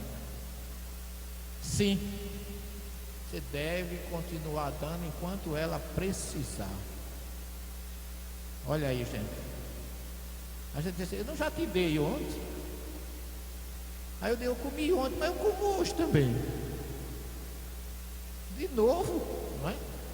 Você de novo, não é? Porque isso é o judaísmo que ensina, viu, pessoal? Lição de um Jesus que foi dessa escola. O próximo. Quanto do que eu recebo eu devo dar em caridade? Olha, a quantia apropriada a ser dada é 1/10 do que você ganha, você deve distribuir com os pobres. Se você quiser pode até dar 1/5, mas não mais que isso, a não ser que você seja muito rico. Isso é a linguagem que todo mundo entende. Agora, dormir com quantia forte no banco, o teu vizinho morrendo de fome, alguma coisa está errada. Eu estou só fazendo uma observação en passant. Próximo. Se eu tiver dado todo o meu dinheiro destinado à caridade a um pobre, e um pobre vier me pedir o que é que eu faço? Eu já dei tudo que eu tinha. Vem um outro pedir, o que é que eu faço? Mesmo que você não tenha dinheiro, seja gentil com ele. Você pode se desculpar por não poder ajudar e fazer ele se sentir bem. As bênçãos que a pessoa recebe por animar um pobre são maiores do que a própria esmola. Às vezes a gente não tem tempo para ouvir ninguém. Às vezes uma palavra. Eu já deixei de operar muita gente no consultório dizendo, professor, faz o seguinte, o senhor pode me escutar hoje, eu não estou afim. Pois não. E o senhor pode cobrar consulta? Eu não cobro nada, porque eu não quero misturar nada do que é espiritual com o que é material. Eu tenho muito medo, porque eu não vou enfrentar aqueles que me conhecem ou que descobrem. Eu vou enfrentar uma justiça muito maior. Isso eu nunca vou poder fugir de mim mesmo. E o que eu faço, eu levo para onde eu vou. Tem uma passagem ali, eu coloquei o nome do Dr. Bezerra. E o Dr. Bezerra tinha dado um anel para uma senhora que comprar remédio e roupa para ela, que estava com fome. E no dia seguinte chegou um homem na federação que estava desempregado, era pedreiro e não tinha um centavo para fazer a feira, e ele também não tinha. Ele chamou aquele homem e disse assim, olha meu filho, eu estou igual a você, eu não tenho um centavo aqui, mas você se incomoda se eu lhe der um abraço? Não, senhor. Abraçou aquele homem, o homem foi embora, conversou um pouco com ele, foi embora. 15 dias depois o homem voltou. Quando ele foi saindo da federação, doutor Bezerra, eu vim falar com o senhor, aquele abraço que o senhor me deu, não é que deu sorte. Quando eu cheguei em casa, meu vizinho ia fazer uma reforma e me chamou para fazer. E eu estou há 15 dias com feira, comida em casa para minha família. Olha aí o que ensina o judaísmo. Se você não tem nada, não dê as costas, não se irrite, não se aborreça com aquele. E olha, gente, vou voltar ao que falou o pastor Bruno, começa em casa. A primeira caridade é em casa, com a família. Porque família, as pessoas costumam dizer, eu não escolhi. É o contrário, você escolheu. Você sabe hoje que você escolhe antes de vir para onde você vai, quando você tem condições de escolher. E aí você tem que tratar bem os que lhe cercam. Pai, mãe, irmão, cunhado, cunhada, sogra, pobrezinha, tão discriminada. Mas é ela quem dá o marido e a mulher para a gente, é ou não é? Não fosse minha sogra, eu não tinha minha esposa, que é um doce na minha vida, e vice-versa. Olha, como vou dar esmola a uma pessoa que está envergonhada de aceitá-la de mim? Porque você já observou, você conhece alguém que não quer aceitar a ajuda de alguém? Quase sempre as pessoas tanto aceitam, como outros às vezes nem precisam, ainda vai explorar o que dá, não é assim? Mas no judaísmo é vergonhoso você precisar de alguém, no sentido de pedir ajuda. É que ele ensina, arranja uma forma de ajudá-la sem que a pessoa saiba. Você sabe o que está precisando. Não sei se você sabe, mas tem uma comunidade em São Paulo chamada Teniad, que em hebraico significa dê a mão. Eles fazem pesquisas nos bairros, vê quem precisa, reúne o que precisa, coloca num determinado local, quem precisa vai buscar.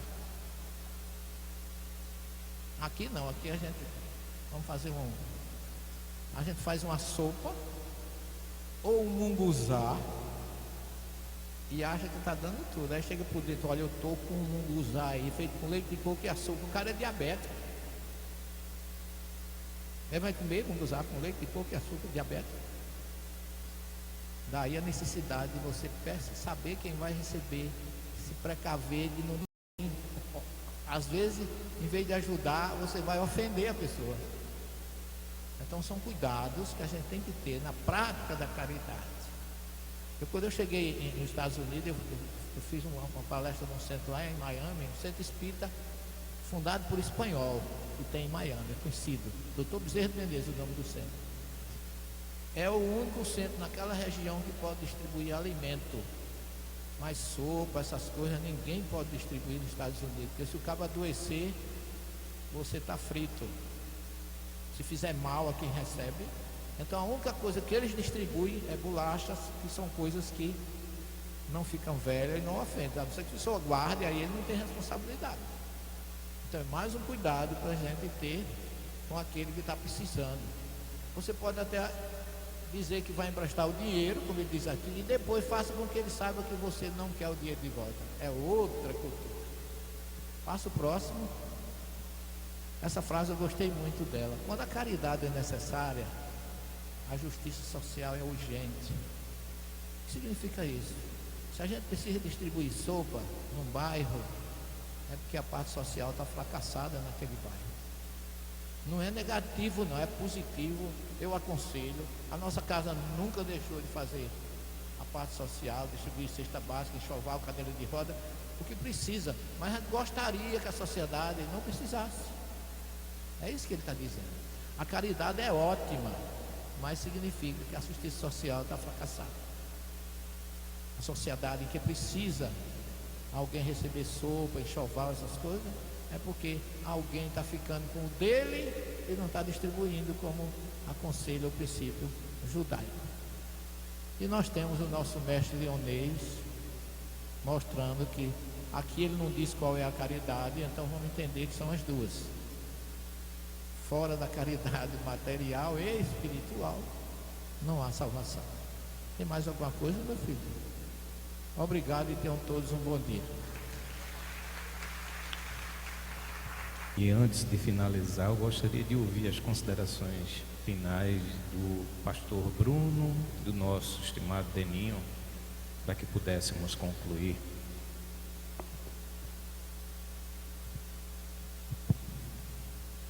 Bem, pessoal, o que falar depois de uma palestra dessa, né? Mais nada.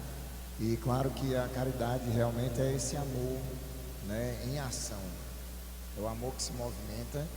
E se a gente não tiver amor uns pelos outros, tudo que está sendo feito aqui hoje é em vão, né? E esse amor é o cuidado mesmo, é de olhar para o outro como alguém que é igual a gente. Me lembro que uma vez encontrei uma jovem que era minha aluna, seminarista, ia para o Níger, na África, para ser missionária.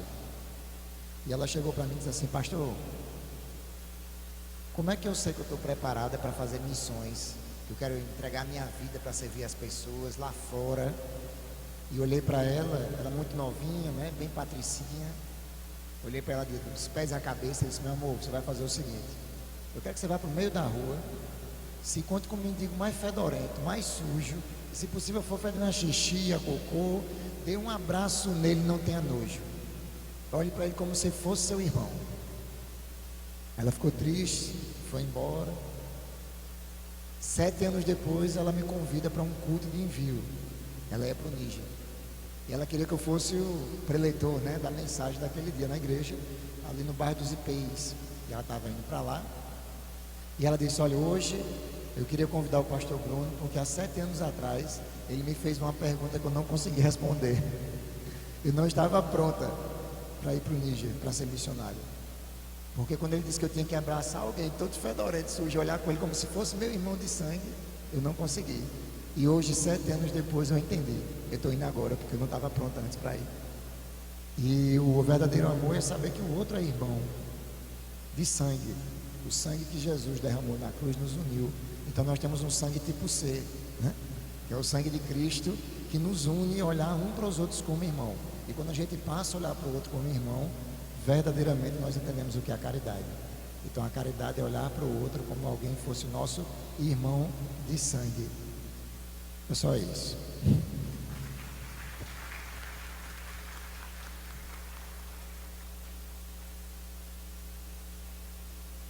Primeiramente, eu queria agradecer pela caridade de vocês e ter tido a paciência em me ouvir, não é?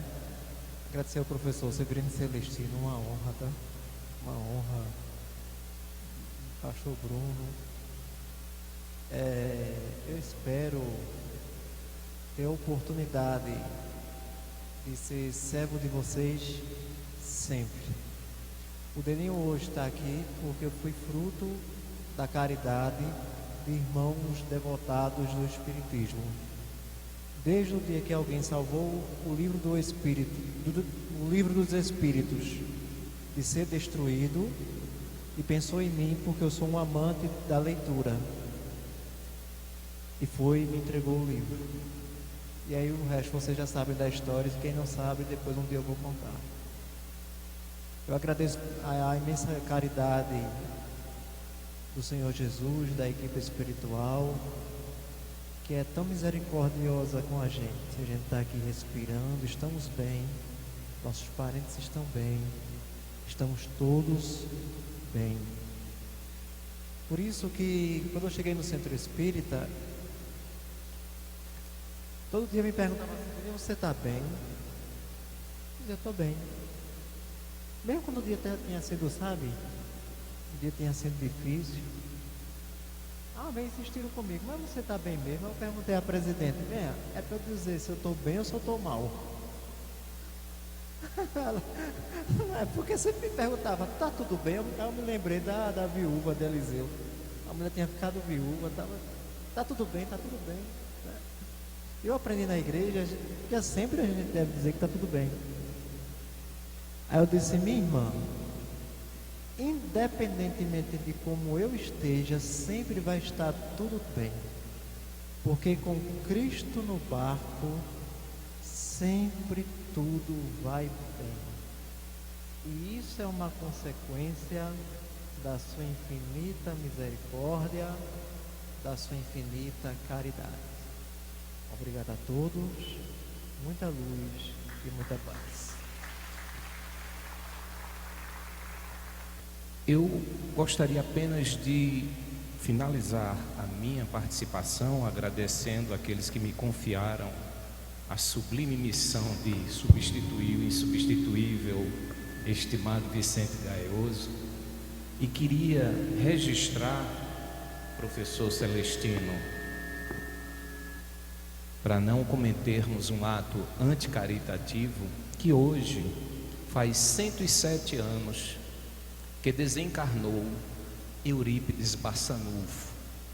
Eurípides Barçanufo pode soar estranho para alguns, mas foi uma das luzes mais divinizadas que estiveram entre nós aqui, especificamente na cidade de Sacramento, estado de Minas Gerais. E as lágrimas que o professor Celestino registrou com propriedade, porque eu também tive a oportunidade de chorar da mesma forma quando me aproximei de Chico Xavier, eu também as contemplei no culto do Evangelho no lar, todos os dias às 9 horas, lá em Sacramento. O que é que eu quero dizer com isso, meus irmãos? É que essas falas todas aqui nos trouxeram como ponto de reflexão algo bastante interessante. Não há condição para ser caridoso, ainda que não tenha nada para dar, Se tiveres a capacidade de emprestar os teus ouvidos ao teu semelhante, estarás talvez exercendo o maior gesto de caridade. E nesse sentido, eu finalizo trazendo um exemplo cunhado pelo nosso estimado Papa Francisco, quando ele narra no livro O Nome de Deus é Misericórdia. E ele diz o seguinte, que todo o Natal, na paróquia dele na Argentina, ele era visitado por uma mulher. E era naquele momento em que existia um gesto caritativo material, mas não prescindindo do espiritual. Porque naquele momento, aquelas pessoas necessitadas recebiam cestas com alimentos. E um certo dia, essa mulher pediu para falar-lhe recuado. Ele disse: meu Deus, o que é que provavelmente ela vai trazer? Por que me pedir para falar reservadamente? Porque existia um fato que tinha ocorrido e muitos sabiam, inclusive ele. Esta mulher enviuvara e tinha 3 filhos. E não tendo como prover a família naquela circunstância inusitada, tomara a decisão de prostituir-se. E então, quando ela se dirige a ele, isso mexe comigo até hoje, ela diz: eu só queria agradecer o Senhor. Ele disse: não agradeça, as cestas são provenientes dos atos dos nossos irmãos. Ela disse: não é isso, eu queria agradecer o Senhor, porque apesar de o Senhor saber o drama da minha vida, o Senhor jamais deixou de se dirigir a mim com um tratamento por senhora. Então vejam, meus irmãos, caridade é isso, porque caridade é a expressão do imo do coração. Se pode ser feito materialmente, que façamos, mas se nada tivermos, que escutemos, porque nesse período de transição, muitos jovens estão com o coração vazio, porque não existem ouvidos pacientes para entendê-los. E muitas pessoas já em idades avançadas estão também sozinhos, porque não existem ouvidos pacientes para escutá-los. Que nós possamos refletir e sairmos daqui com essa reflexão de que a caridade é o exemplo mor a carregar, a estimular o nosso coração, porque sem caridade não haverá salvação. Muita paz a todos. Eu creio que o professor quer falar. Professor.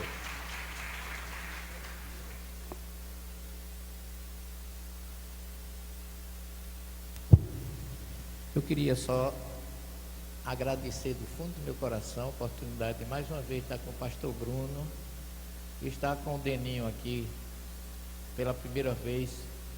E eu espero que não seja a última, Deninho. A gente vai ter ainda alguns encontros, se Deus quiser, para levar esse conteúdo que a doutrina tem para universalmente, porque Jesus é um ser que cabe em qualquer lugar, não é? Até o próprio judeu, que é tão discriminado, tão mal entendido, eles respeitam Jesus. Eles só dizem que ele não é o Messias, porque não preencheu aquilo que eles esperavam do Messias. Mas eles o consideram um profeta, um grande profeta, o último dos profetas. Só os muçulmanos não acreditam que diz que é Maomé. Mas o judeu diz que Jesus foi o último dos profetas.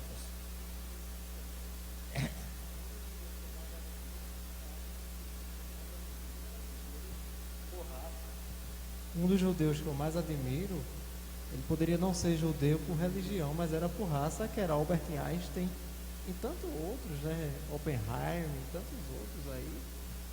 Então, é uma cultura assim, diferente e milenar, né? O judaísmo preencheu muito a filosofia deles. Povo e Jesus dispensa a apresentação. É ou não é? É um ser que eu tenho um amigo muito chegado a mim, colega de profissão, um grande líder na área profissional dele, e ele é judeu. Só que ele come carne de porco, ele faz um bocado de besteira. Aí ele disse para mim, o Celestino, que ele é sulista, né? Esse cara é muito forte. Isso quando a gente fazia curso lá em São Paulo. Ele diz assim: para nós judeus, nós estamos no ano 5.786, mas no meu cheque eu tenho que botar 2016, senão o banco não paga. Então esse homem é forte, eu tenho que seguir ele na hora de receber o meu dinheiro, ele é útil no meu salário. Então você vê como Jesus, ninguém foge dele, para onde você for, ele vai estar presente. Por isso que ele é o governador incondicional das nossas vidas e do nosso planeta, tá certo? Muitíssimo obrigado pela boa caridade, como o grupo já disse, de me escutar essa manhã. Muito obrigado, querido professor Severino Celestino, pastor Bruno,